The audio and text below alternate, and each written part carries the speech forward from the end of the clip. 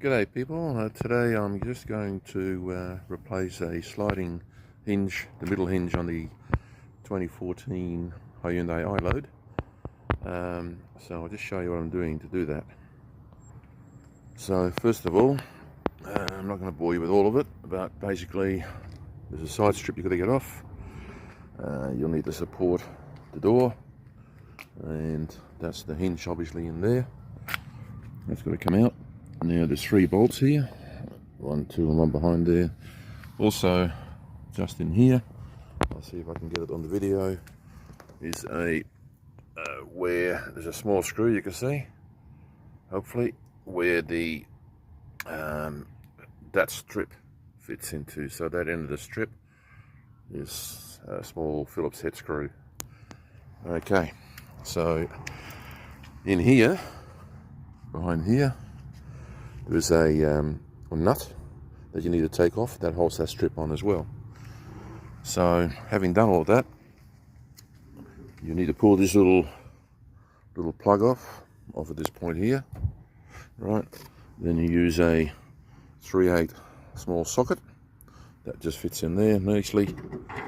And what I've done is, when I've unscrewed it, I've actually used a magnet to the same thing, push it in through the hole and get that little screw out. So that's the little bugger there. So that just holds the back of that strip up.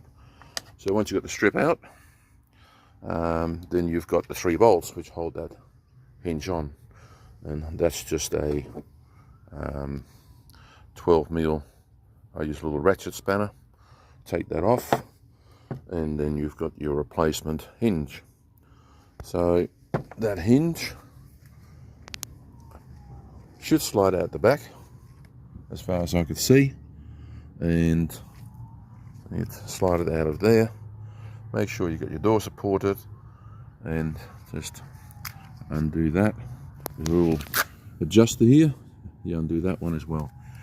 Alright, so I'm not going to bore you with the rest of it, but obviously putting that door hinge back in, and this is the central door hinge, don't forget, the midsection one, whatever you want to call it. You take that out that way. So obviously putting the new one in is just a reversal of that process. You probably break some of the little clips that fit in here. I'm not sure if you can get new ones, but I did break one. But with that nut on the back and the little screw at the front, I'm sure that it'll be alright. But I did break that one there. I'm assuming you can still get these. I am going to check up at a spare parts place today before I put this back on to see if I can get one. Otherwise I'll just put it back on the way it is. Alright, hopefully that's educational, and that fixes that problem. There's also obviously a top hinge and a bottom hinge, and I'm not sure if I've got to replace those yet, but I'll just concentrate on the center hinges. And unfortunately, both sliding doors are the same. Alright, thank you for watching. Maybe subscribe to this channel, give it a like. Okay, thank you. Right, to continue on, the second part of this video clip, I've removed the offending part. This is the hinge that's come out, and as you can see, the rubbers are pretty well knackered. So I'll replace this, and then hopefully I can open my door. I do have one other problem, and that is that the release cable from the inside handle is probably also broken somewhere. Probably because people have been forcing that door open. Alright, anyway, I shall do another section shortly when I put the stuff back in, and we'll keep going with it. Great, thank you.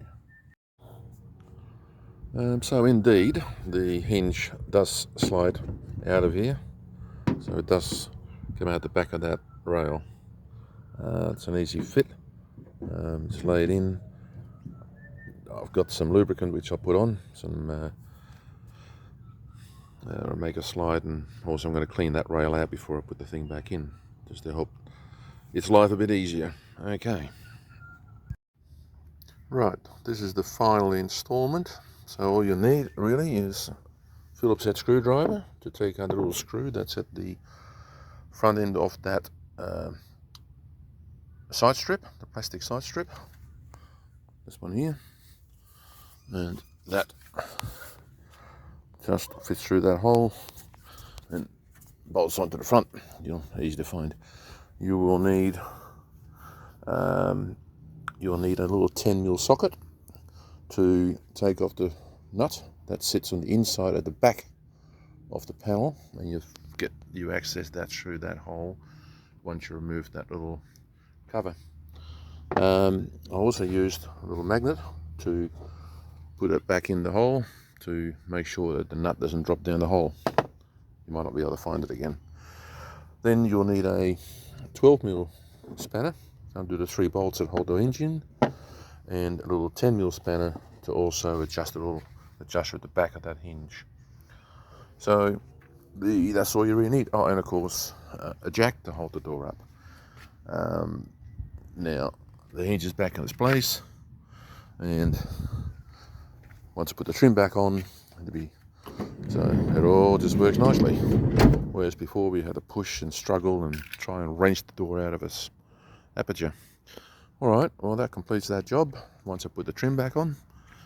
And then I've got to try and do that on the other door, because that's also jammed tight and I can't get it open.